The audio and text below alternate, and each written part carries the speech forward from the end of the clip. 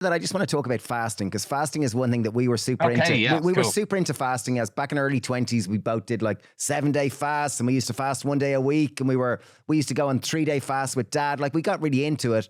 And now Wow. with family life, it hasn't featured as much in our life, but certainly we found the benefits for ourselves, physically and emotionally and all the various aspects that are brought And to it it. even used to be a medical practice back 100 years ago. It was a traditional practice with which one used to help cure some illnesses. Yeah, Or to help. breakfast is breaking the fast, fast. And there's nowadays there's also there's different time restricted eating, which is a form of fasting, and there's lots of different things. So I'd love if you could talk, summarize about fasting and gut health. Is it good? Is it bad? What is your experience? What are the meta-analysis? Any kind of inputs there would be great. We definitely hear a lot about it, don't we? We hear a lot about the many potential benefits of intermittent fasting.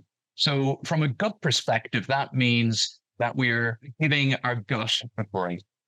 And it does seem like the science is pretty consistent that if we ensure that we do have periods of time when we're not eating food, then that probably helps to reduce chronic inflammation. It may help promote healthy weight loss, improve blood sugar control. And there's been some data showing that it may even help to promote DNA repair and slow aging. So that all sounds very, very positive. But I think the message that I'd like people to hear, and it's the message that we're very consistent on, is that achieving a healthy diet isn't about eating less food necessarily.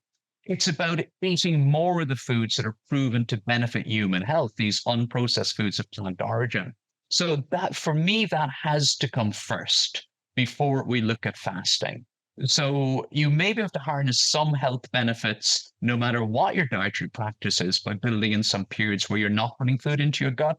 But what's far, far, far more important and powerful is thinking about the foods that you are putting into your gut on a daily basis, whether that's 1, 2, 3, or 4 times per day. Now, there's no doubt that our gut microbiome and our digestive system both do benefit from having these kind of periods of housekeeping and tidying up that occurs when you're not eating.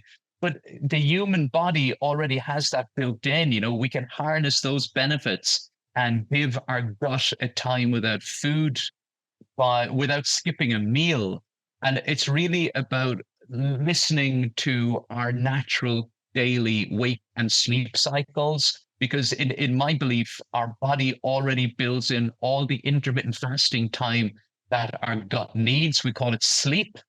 So, for example, if you make it your habit to avoid eating after your evening meal, so you finish eating by 7 p.m., and if you don't snack before breakfast and have your breakfast at maybe 7 a.m., that's 12 hours of fasting in your daily routine.